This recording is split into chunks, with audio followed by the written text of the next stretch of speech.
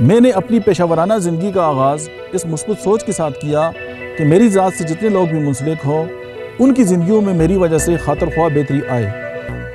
میری زندگی کا سفر بطور سیلزمین شروع ہو کر پروڈکٹ مینیجر سے ہوتا ہوا آگے بڑھتا رہا۔ اس دوران میں نے محنت جاری رکھی اور پڑھتا رہا۔